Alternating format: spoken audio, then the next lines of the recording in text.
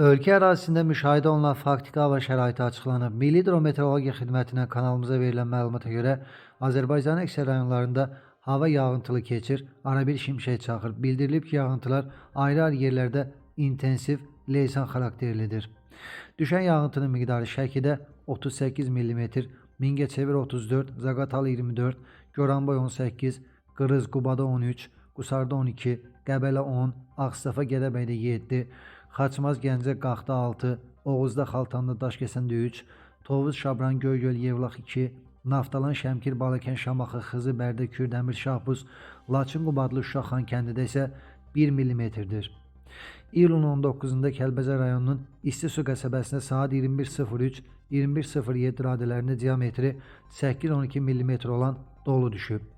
Bəzi yerlərdə şimal-qərb küləyi əsir, küləyin maksimal sürəti Bakıda və Abşeron yarımadasında eyni zamanda Mingəçevirdə 21, Neftçala Zaqatala Şəkidə isə saniyədə 20 metrə çatır.